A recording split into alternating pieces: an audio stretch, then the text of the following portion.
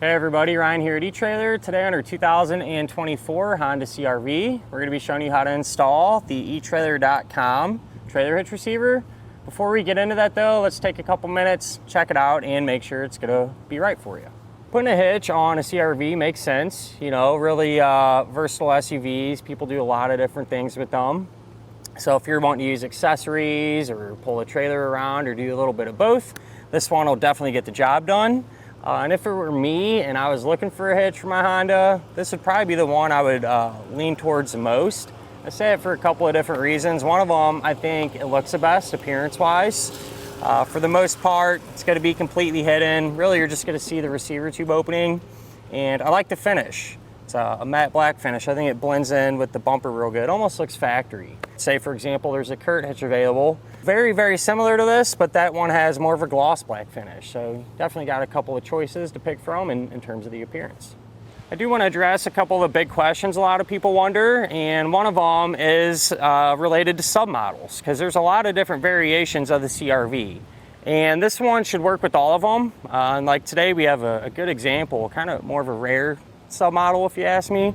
This is a hybrid sport touring. Hitch went up without any issues there and should hold true for all the other submodels. Which kind of brings me to my next point. Some of them submodels are going to have the hands-free liftgate assist, and a lot of people wonder, is the hitch going to interfere with it? And the answer is no. It'll still work like it should. As long as you kick your foot to either side of that opening, your hatch will open up. This is going to be a Class 3 hitch, which means it has a 2-inch by 2-inch receiver tube opening, which is a good thing. A ton of different accessories will work with it. It is going to use the standard 5/8 pin and clip. Keep in mind though, one doesn't come with the hitch. If you need one, not a huge deal. You can always grab it here at eTrailer, or a lot of times too, if you end up buying a new accessory, they'll come with one. So just something to look out for. The safety chain openings are a loop style and give us more than enough room to use just about any size hook that our trailer might have on it. Grab a couple of measurements now, and these will help us figure out what type of accessories will work best. So from the ground to the top inside edge of the receiver tube opening, it's going to be about 13.5 inches. So if your accessory has a straight shank, it'll be in good shape. That's enough ground clearance, or if it has a rise in it, even better. Buy you some more space back here. If you're going to be toe-in, chances are pretty good you can use a ball mount that has a rise in the shank. Probably that 2 to 4 inch range work good for most people. From the center of the hitch pin hole to the edge of the rear bumper, that's going to be about 3.5 inches, which is good clearance, so shouldn't really run into any issues there, but if need be, you can use that to help figure out exactly if any of those folding style accessories you might have can be stored upright without hitting the back of your CR-V. As far as the weight capacities go, this hitch is going to have some decent numbers. Maximum gross tongue weight rating is going to be 525 pounds. It's going to be the amount of weight pushing down on the hitch. So that's more than enough for just about any size bike rack or cargo carrier, just to give you an example. As far as the maximum gross trailer weight rating goes, that's going to be 3,500 pounds, or the amount of weight pulling on the hitch. So that is the weight of your trailer, plus anything you might have in or on it. I do always like to recommend though, it's never a bad idea just to grab your Honda's owner's manual. That way you can check in there and make sure that your SUV can handle that much weight safely. Other than that, at the end of the day, like I said before, this is probably going to be my favorite hitch. You know, just how it looks and the different things you're going to be able to do with it. You just really can't go wrong. As far as getting it installed goes, it's really not too bad. Nothing crazy, so as long as you stay focused, you should be in pretty good shape. But with that said, why don't we go ahead, pull into the garage, and get started on it now. To begin our installation, we're going to be underneath the back of our CR-V, and we're going to have to let the exhaust come down just a little bit, give us some extra space to work. So prior to doing that, I like to take a strap, just kind of run it from side to side. That way we can control how fast and how far we actually let the exhaust come down. To actually lower the exhaust, there's going to be a rubber isolator hanger up here in this area that we're going to need to remove. And then if you follow the exhaust forward to the front of the car, there's going to be another hanger, this one here, and we'll use that same technique to get that one off. With those hangers now removed, if you loosen up your strap, you're able to drop the exhaust down some and get that extra room we need to work. Moving to the bottom of our frame rail now, this is where our attachment points are going to be. And from this point on, whatever we do to one side of our vehicle, we'll also do to the other side because it'll be set up the same way.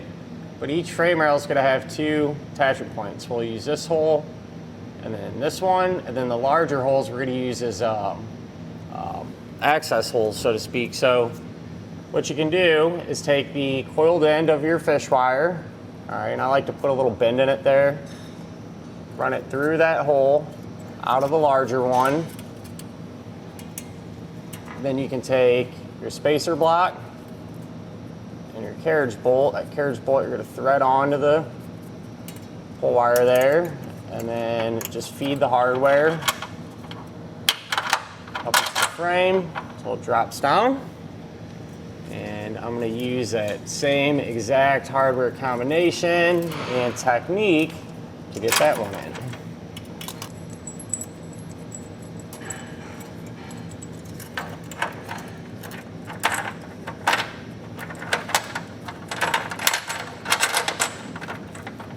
Along the bottom part of our fascia, there's going to be this plastic panel here that's attached to the fascia, and we're going to remove these clips. It looks like, in our case, there's 3, and from my experience, a lot of these Hondas, sometimes these will be all set up just a little bit different, so just keep that in mind. This is how ours is. We have one there. You just take a flathead screwdriver, pry down on the head of it, and then you're able to pull the whole base out. So we'll do the same thing for these 2. So you have your push pin. I have another push pin here towards the front on each side.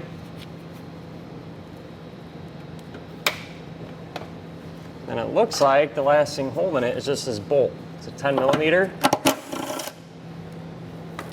That should be it. So it should drop down and make it a little easier to work with. Looks like we're gonna have to trim on the side of it, kind of somewhere in this area, cut that material out, and then I'm just gonna cut this whole little front edge piece off, and that should be enough. My thought is when you're doing this type of thing, cut as little as possible. If it's in the way, you know, when you go to put the hitch up, you can always come back and take more off, but can't really add the material, right? So that's my thought. I'm just going to use a pair of snips to get this cut. It's pretty relatively thin plastic. You could always use, you know, utility knife. Just be careful, or multi-tool, or whatever you got around the house. Go ahead and get all this material cut off. Our panel here, I just popped that back up in place. You know, by putting a few fasteners that we just removed back in. To trim our fascia, you don't have to remove a whole lot of material here, but one thing I did, so in our case, we have the hands-free liftgate assist, so the sensor is actually behind the fascia. I don't want to cut into it, so I took some of the cardboard from the box, from the hitch box, and just kind of put that in between the sensor and the fascia. That way we just have a little cushion behind there. So to trim this, I'm going to use my multi-tool, but you can use your snips or whatever you got there. So I was able to kind of clean up the edges a little bit, and over here, this tab, I did remove a little bit more material, and to clean those up, I just use a utility knife. And then behind it here, so this is a little plastic that holds our kick sensor in. I think that's going to interfere because it kind of overhangs. This is your sensor, it just snaps into that. Just unsnap it and kind of push it up out of the way. I'm just going to remove this little bit of material here. Just going to follow the path with my knife here and get that cut out.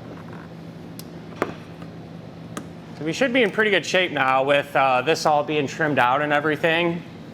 And just kind of a pointer I like to suggest. So our hitch, when it sits up here, there's going to be a bracket that comes off it, and you actually tie it to this tow hook. What I like to do is take the hardware, such as a 1/2-inch carriage bolt and a flange nut in this style of spacer block, and I like to paint it black and let it dry completely beforehand.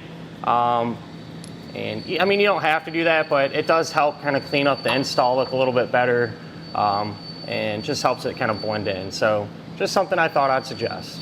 Now with some extra help here, you can take our hitch, raise it into position, just put your pull wires through the corresponding holes in the hitch. And you'll just have to kind of go up and over the exhaust. And this is definitely a tight fit, so we'll hold your fascia back some. Get this up into place.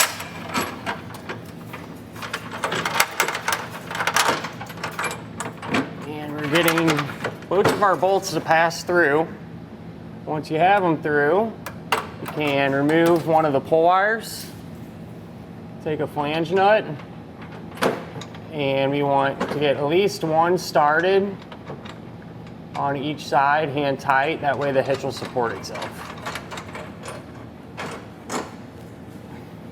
A quick tip as well, if you're having a hard time getting the flange nut started because the bolt wants to push up on you, one thing you can do is take a small flathead screwdriver and just apply a little side pressure to it, and that'll keep it a lot more stable, making it easier to get the nut started. So once you get these nuts in place and hand tight, you can come back with an 11/16 size socket and snug them down.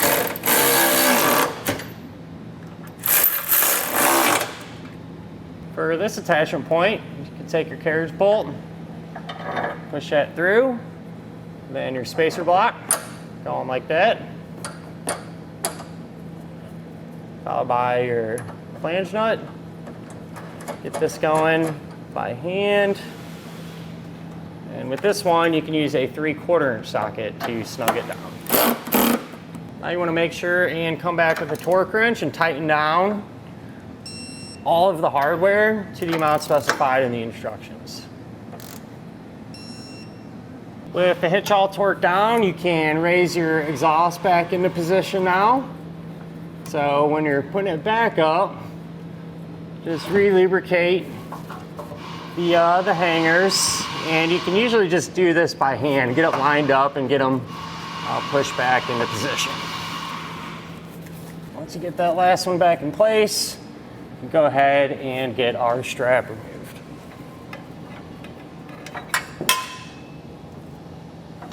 With our situation here, since we're not using the relocation bracket at this time, I just took a zip tie and kind of zip tie these panels together, and they're super solid, not gonna go anywhere. For this one, you're still able to actually put the push pin back in, so we'll pop that in. And with that done, that will finish up our look at and our installation of the etrailer.com trailer hitch receiver on our 2024 Honda CR-V.